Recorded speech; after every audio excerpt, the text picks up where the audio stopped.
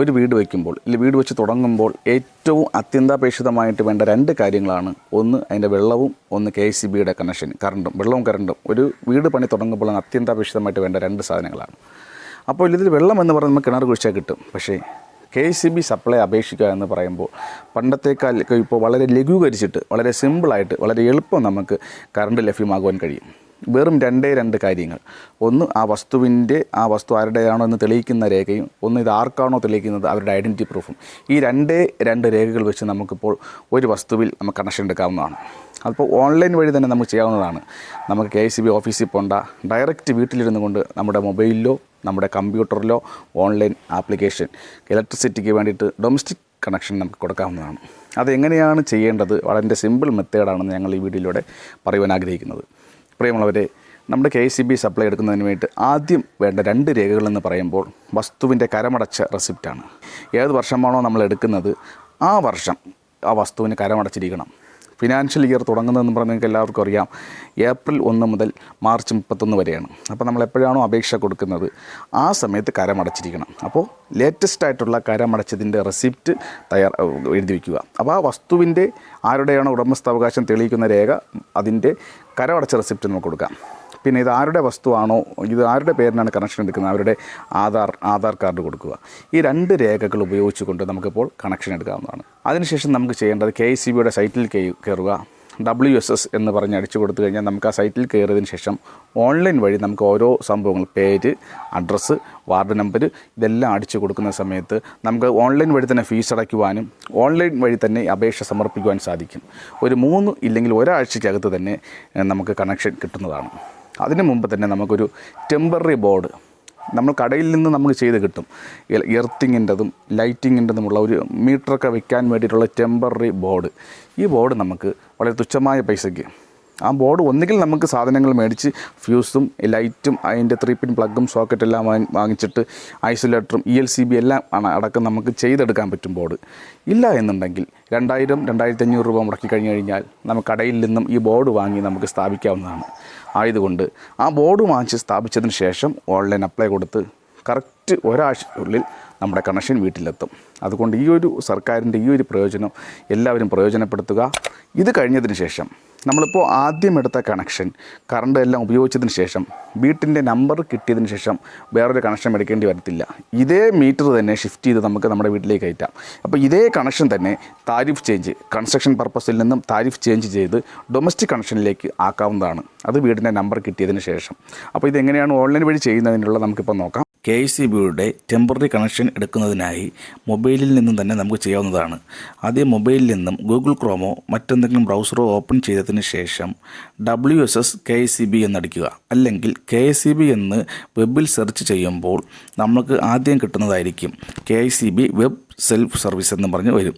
അപ്പോൾ ആ ഒരു വെബ്സൈറ്റ് നമ്മൾ ഓപ്പൺ ചെയ്യുന്ന സമയത്ത്, അതായത് wss.kcb.com, ആ വെബ്സൈറ്റ് ഓപ്പൺ ചെയ്ത സമയത്ത് നമുക്ക് ഇങ്ങനെ ഒരു ഇൻ്റർഫേസാണ് അതിൽ വരുന്നത്. അതിൽ താഴേക്ക് നമ്മൾ അടിക്കുമ്പോൾ ക്വിക്ക് പേ, ന്യൂ കണക്ഷൻ എന്നൊക്കെ പറഞ്ഞ് കൊടുത്തിട്ടുണ്ട്. ഇതിൽ ന്യൂ കണക്ഷൻ എന്ന ടാബ് പ്രസ് ചെയ്യുമ്പോൾ വേറൊരു ഇൻ്റർഫേസ് വരും. അതിൽ നിന്നും ചെക്ക് സ്റ്റാറ്റസ്, ന്യൂ കണക്ഷൻ എന്നിങ്ങനെ ന്യൂ കണക്ഷനിൽ പ്രസ് ചെയ്യുന്ന സമയത്ത് വേറൊരു ഇൻ്റർഫേസ് വരും. അവിടെയാണ് നമ്മൾ ഓൺലൈൻ വഴി അപ്ലൈ ചെയ്യേണ്ടത്. ഡൊമസ്റ്റിക് എന്നും നോൺ ഡൊമസ്റ്റിക് എന്നും 2 തരം അപേക്ഷയാണ് ഉള്ളത്. ഇതിൽ നമുക്ക് ഡൊമസ്റ്റിക് അപ്ലൈ ചെയ്തതിനു ശേഷം ക്ലിക്ക് കൊടുക്കുക. അപ്പോൾ നമ്മൾ പുതിയ ഒരു വിൻഡോയിലേക്ക് എത്തിത്തരും. അവിടെ നമ്മൾ നമ്മുടെ മൊബൈൽ നമ്പറും ഇമെയിൽ അഡ്രസ്സും അടിക്കുക. നമ്മൾ ഈ മൊബൈൽ നമ്പറും ഇമെയിൽ അഡ്രസ്സും അടിച്ചതിലൂടെയാണ് നമ്മൾ പുതിയൊരു അക്കൗണ്ട് ക്രിയേറ്റ് ചെയ്യുന്നത്. നമ്മുടെ മൊബൈൽ നമ്പർ അടുത്ത് തന്നെ വയ്ക്കുക. കാരണം നമ്മൾ ഏത് മൊബൈൽ നമ്പറാണോ കൊടുക്കുന്നത് ഈ മൊബൈൽ നമ്പറിലായിരിക്കും OTP വരുന്നത്. ഇല്ലെങ്കിൽ എല്ലാ അലർട്ടും വരുന്നത് നമ്മൾ കൊടുക്കുന്ന ഈ നമ്പർ വഴിയാണ്. നമ്മൾ കൃത്യമായിട്ട് നമ്മുടെ മൊബൈൽ നമ്പർ അടിച്ചു കൊടുക്കുക, ഇമെയിൽ ID അടിച്ചു കൊടുക്കുക. അക്കൗണ്ട് ക്രിയേറ്റ് ആയതിനു ശേഷം ഇതുപോലെ ഒരു വിൻഡോയാണ് വരുന്നത്. Check your application status. ഞാൻ മുൻപ് 2 അപേക്ഷ കൊടുത്തത് കൊണ്ടാണ് ഇപ്പോൾ ഇങ്ങനെ വരുന്നത്. അതിൽ നിന്നും ക്രിയേറ്റ് ന്യൂ ആപ്ലിക്കേഷൻ എന്നൊരു ടാബ് പ്രസ് ചെയ്യുന്നു. അപ്പോൾ കുറേ കാര്യങ്ങൾ ഇതിൽ അടിച്ചു കൊടുക്കേണ്ടതായിട്ടുണ്ട്. ആദ്യം നമ്മൾ എവിടെയാണ് സ്ഥലമെന്ന് നമ്മൾ അടിച്ചു കൊടുക്കണം. നമ്മുടെ ജില്ല ഏതെന്ന് അടിച്ചു കൊടുക്കുക. അതിനുശേഷം നമ്മുടെ സെക്ഷൻ ഏതാണെന്ന് അടിച്ചു കൊടുക്കുക. സെക്ഷൻ അതിൻ്റെ നമ്പർ അടക്കം അതിൽ കൊടുത്തിട്ടുണ്ടായിരിക്കും. അപ്പോൾ സെക്ഷനും ജില്ലയും അടിച്ചു കൊടുത്തിട്ട് താഴോട്ട് വരുമ്പോൾ എന്തൊക്കെയാണ് ലോഡ് എന്നുള്ളത് അടിച്ചു കൊടുക്കുക. 3 ഫേസ് ആണോ സിംഗിൾ ഫേസ് കണക്ഷനാണോ വേണ്ടതെന്ന് നമ്മൾ അടിച്ചു കൊടുക്കുക. അത് കഴിഞ്ഞിട്ട് ഏത് കാറ്റഗറി വഴിയാണ് നമുക്ക് കണക്ഷൻ എടുക്കേണ്ടത്, അതായത് ജനറലാണോ SC ആണോ OBC ആണോ എന്നും പറഞ്ഞ് അടിച്ചു കൊടുക്കുക. അത് കഴിഞ്ഞിട്ട് ഏത് തരത്തിലുള്ള കണക്ഷനാണ് വേണ്ടതെന്ന്, ഡൊമസ്റ്റിക് ആണോ അഗ്രികൾച്ചർ ആണോ എന്നുള്ള കാര്യം അടിച്ചു കൊടുക്കുക. ഇങ്ങനെ അതിൽ തന്നെ ഓരോ നമുക്ക് സെലക്ട് ചെയ്ത് കൊടുക്കാവുന്നതാണ്. അതിനുശേഷം അടുത്ത് പ്രൊസീഡ് എന്നും പറഞ്ഞ് അടിക്കുന്ന സമയത്ത് നമ്മൾ അടുത്ത ഒരു ടാബിലേക്ക് പോകുന്നു. ആ ടാബിൽ നമ്മുടെ പേരടിച്ചു കൊടുക്കുക, നമ്മുടെ അഡ്രസ്സ് അടിച്ചു കൊടുക്കുക, അവർ പിൻ നമ്പർ അടിച്ചു കൊടുക്കുക. ഇങ്ങനെ അവർ ചോദിക്കുന്ന എല്ലാ കാര്യങ്ങളും നമ്മൾ ഓരോന്ന് അടിച്ചു കൊടുത്തതിന് ശേഷം വീണ്ടും നമ്മൾ പ്രൊസീഡ് എന്നും പറഞ്ഞടിക്കുമ്പോൾ അടുത്ത ഒരു വിൻഡോയിലേക്ക് നമ്മൾ എത്തിച്ചേരുന്നു.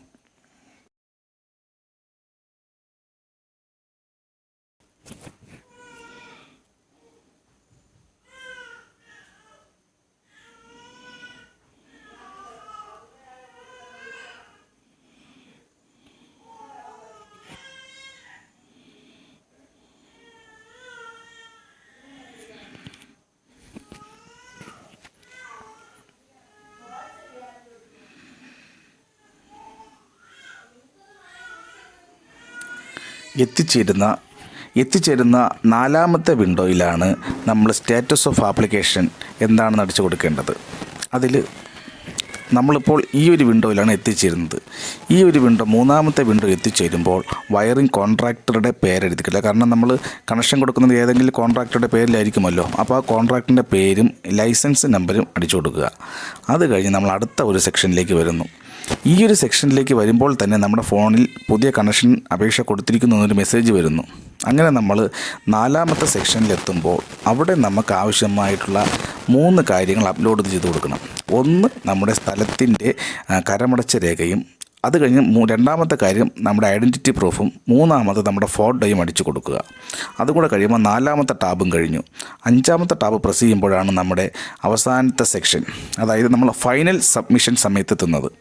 അവിടെ ഇതുപോലെ നമുക്ക് മുൻപ് നമ്മൾ 4 ടാബുകളിലും അടിച്ചു കൊടുത്തിട്ടുള്ള നമ്മളെ പേര്, അഡ്രസ്സ്, സെക്ഷൻ്റെ കാര്യങ്ങൾ, ലോഡ് ഡീറ്റെയിൽസ്, സകലമാന കാര്യങ്ങളും എഡിറ്റ് ചെയ്യണമെങ്കിൽ എഡിറ്റ് ചെയ്യാവുന്നതാണ്. കാരണം സബ്മിറ്റ് ചെയ്ത് കഴിഞ്ഞാൽ എന്തെങ്കിലും എറർ ഉണ്ടെങ്കിൽ പിന്നീട് നമുക്കൊന്നും ചെയ്യുവാൻ സാധ്യമല്ല. ആയതുകൊണ്ട് സബ്മിറ്റ് ആപ്ലിക്കേഷൻ സമയത്ത് തന്നെ എഡിറ്റ് ആപ്ലിക്കേഷൻ തിരുത്താനുണ്ടെങ്കിൽ അത് തിരുത്തി കൊടുക്കുക. അപ്പോൾ ഏറ്റവും ലാസ്റ്റ് നമ്മൾ എത്തുന്നത് സബ്മിറ്റ് ആപ്ലിക്കേഷനിലായിരിക്കും. സബ്മിറ്റ് ബട്ടൺ അമർത്തുന്ന സമയത്ത് നമ്മൾ അടിച്ചു കൊടുത്ത സകലമാന കാര്യങ്ങളും അവർ അപ്ലോഡ് ചെയ്യപ്പെടുന്നതാണ്. അപ്പോൾ നമ്മുടെ അക്കൗണ്ട് അവിടെ ക്രിയേറ്റ് ആകപ്പെടുകയും നമ്മുടെ കണക്ഷൻ ഓക്കെ ആകുകയും ചെയ്യുന്നു. അതിനു മുമ്പ് സബ്മിറ്റ് കൊടുക്കുന്ന സമയത്ത് തന്നെ ഇതിൽ ആപ്ലിക്കേഷൻ ഫീസ് അടയ്ക്കേണ്ടത് വരുന്നു. ഈ ആപ്ലിക്കേഷൻ ഫീസ് നമുക്ക് ഓൺലൈൻ വഴി തന്നെ നമുക്ക് അടയ്ക്കാവുന്നതാണ്. UPI വഴിയോ ഡെബിറ്റ് കാർഡ് വഴിയോ ക്രെഡിറ്റ് കാർഡ് വഴിയോ ഇൻ്റർനെറ്റ് ബാങ്കിങ് വഴിയോ നമുക്ക് ആപ്ലിക്കേഷൻ ഫീസ് അടയ്ക്കാവുന്നതാണ്. ഈ ആപ്ലിക്കേഷൻ ഫീസും കൂടി അടയ്ക്കുമ്പോൾ നമുക്കൊരു വെബ് ട്രാൻസാക്ഷൻ ID ലഭിക്കുന്നു. ഈ വെബ് ട്രാൻസാക്ഷൻ ID വഴിയാണ് അടുത്ത ട്രാൻസാക്ഷൻ നമ്മൾ ചെയ്യേണ്ടത്. പിന്നെ ഈ ആപ്ലിക്കേഷൻ്റെ സ്റ്റാറ്റസൊക്കെ അറിയണമെങ്കിൽ ഈ വെബ് ട്രാൻസാക്ഷൻ ID അടിച്ചതിന് ശേഷം നമുക്ക് ഈ ആപ്ലിക്കേഷൻ്റെ സ്റ്റാറ്റസ് നമുക്ക് ട്രാക്ക് ചെയ്യാൻ പറ്റുന്നതാണ്. ഇത്രയുമാണ് ഒരു KCB ഓൺലൈൻ അപേക്ഷ ചെയ്യേണ്ട ഏറ്റവും സിമ്പിളായിട്ടുള്ള വഴി.